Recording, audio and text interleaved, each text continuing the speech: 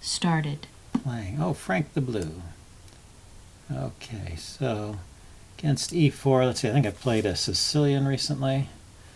Yeah, let's just play e4, e5, see what happens. Oh, King's Gambit here, let's take it.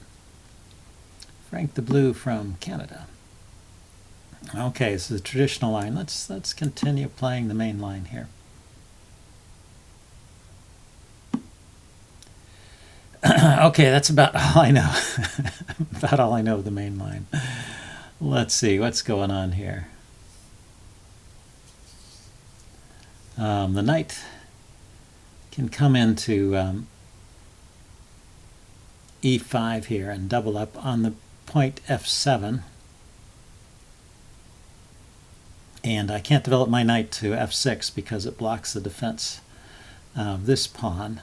I think this is a move, bishop g7. It hits the square e5 to stop the knight from coming there, and prepares the move h6 to defend the g-pawn, and then my knight can come out to f6.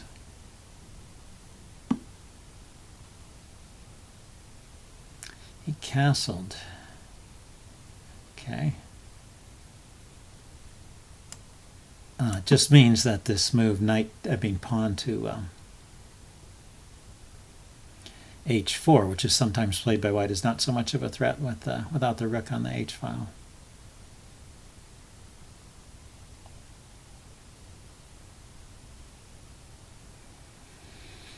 So I think I'm okay. I guess white should play d5 here. I'll play knight c6 next, maybe. I don't have to rush with knight f6 now.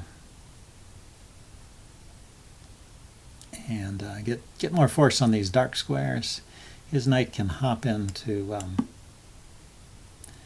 the other move would have been pawn to c6 to keep his knight out of these squares, so that's maybe a danger.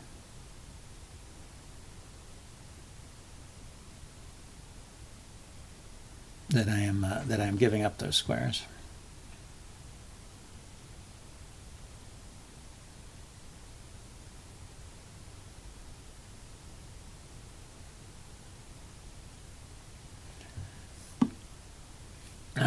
So that's maybe kind of a slow move.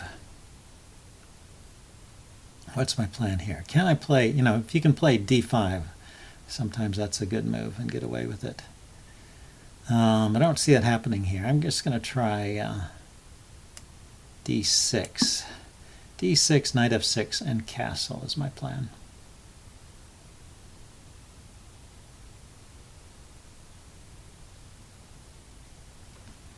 His other idea might be rook e1, putting it opposite my king, and then pushing ahead with the e-pawn. Now he's continuing these kind of slow maneuvers, so now I'm actually threatening the e-pawn.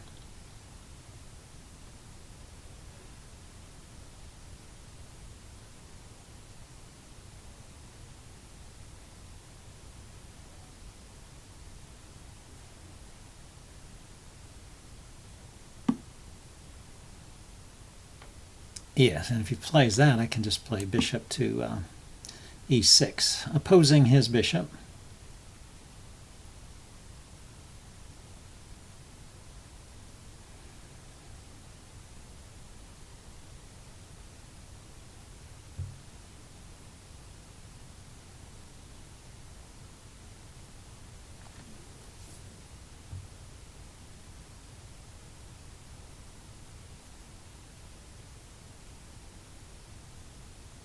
So I think this should be okay for me. I think I've managed to get all my pieces developed.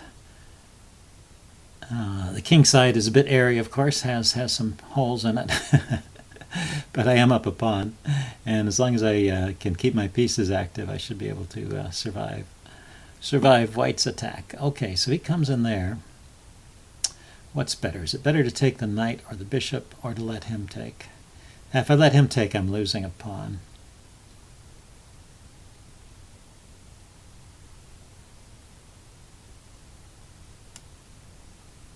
I think I will take the bishop and castle and let him take my knight if he wants it. It's not so much to double these pawns. Oh, that's weird. So he's attacking my bishop. And so if I save this bishop, I lose this one. So I would rather, let's see, oh, what choice do I have here? If I castle, he takes the bishop, I take, and then he takes my bishop. Yeah, the material's still even. Because he's given a piece up. He's going to get a piece back. So he can exchange here and grab that piece. If I save this, it goes with check, and I don't like that. And his knight can retreat back to here, so he's not getting trapped. But I could do a kamikaze operation, right, with this desperado, I mean. A desperado with the bishop. Bishop takes here. Bishop takes d3. Knight takes check, king here. Knight moves.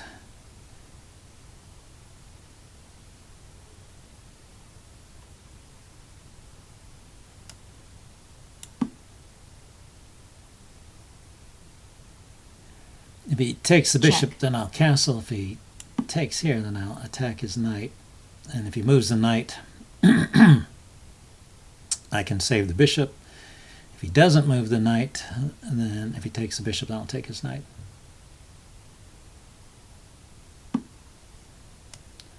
Like this. So, just picked up another pawn there. At some cost. My king side is a little more disorganized now. This is defended. But yeah, knight to e5 is still an idea here. I mean, the e5 square is defended. Maybe I should play rook e8 first. Rook e8, knight e5. So as to keep an open file here. Ah, so he is going after this pawn. So maybe knight e5 immediately. Knight e5, if he plays pawn takes, I take the queen. So he plays knight takes, I play pawn takes, and then if he takes here, I take back with the pawn.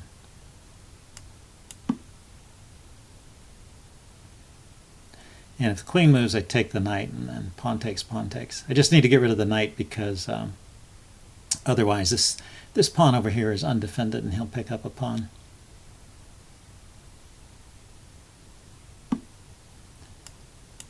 And, but this should be okay.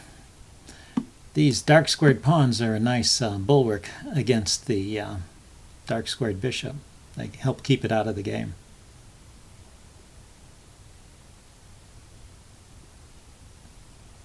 So it's one of the points of the king's gambit, from black's point of view, is that he wants to hold on to that pawn if he can. It's not just there to.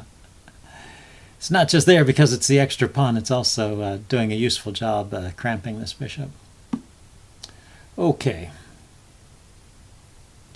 Now he opened up his H file here, so I should consider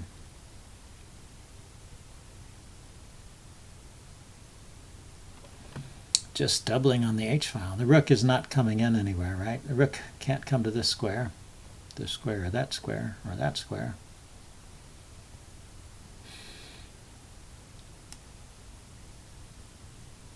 So if I were to put it to the third row here, the sixth rank rather, defends the knight there, and allows for doubling.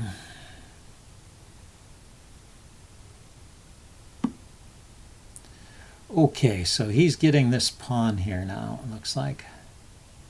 Ah, I have a nice way to threaten checkmate. Knight here defends that pawn and threatens checkmate because it covers these two squares.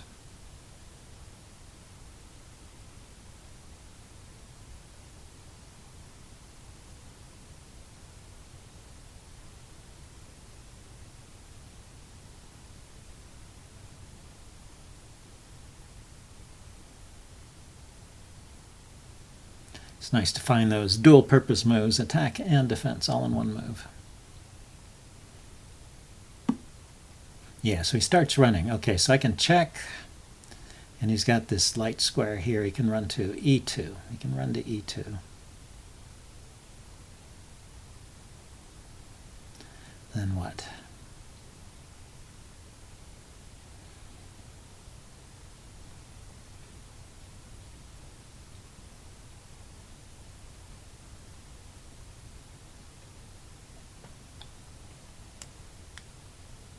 Check.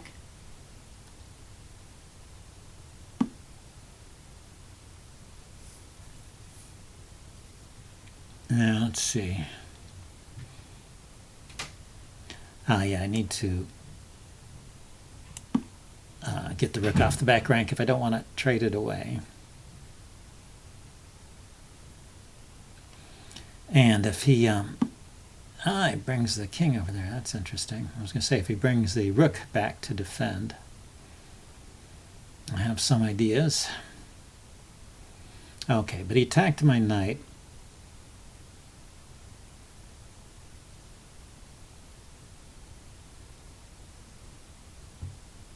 What can I play here? Rook takes, king takes, check here. And assuming he doesn't want to give up his queen, he moves the king. Okay, this space is out, but he can move to there. And I don't see that I have a killer blow. I can pick up his rook, but I'll be sacking a piece there, basically. So I need to defend the knight. Let's defend it this way.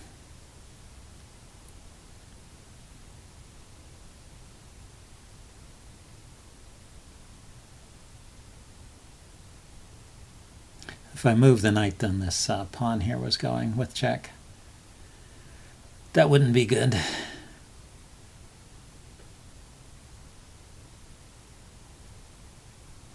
But now I can play the move f6. And the knight will be able to move. Maybe knight to e3 here, looks like, is a move. Now the rook can come here and checkmate. The rook can come to d7 check. King to g3 is what I'm thinking. King to g6. So rook d7 check. The rook can come to d8. I would exchange it. The knight here also hits the rook Check. on... the queen can come to that square. Yeah, I forgot about the queen. But there's no subsequent check here, it looks like.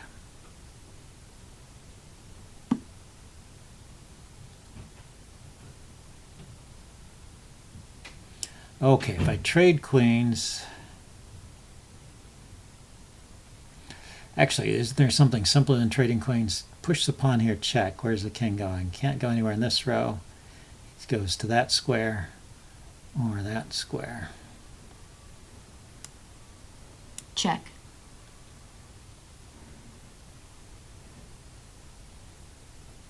If he goes to f2, I'll take the rook with check and then trade queens. So he should go to e2, but if he goes to e2, I'll take this pawn with check. Actually, maybe I'll take the pawn with check anyway. That's probably the stronger move. Forces him to the back rank. His only square will be... he's getting mated here. Check here, Check. and then he's forced to the back rank, and then the other rook comes in and mates. Yeah, that's nice. Checkmate. Okay, well, I'm going to upload that one. I thought that was interesting. And see you guys soon with the postmortem. Bye.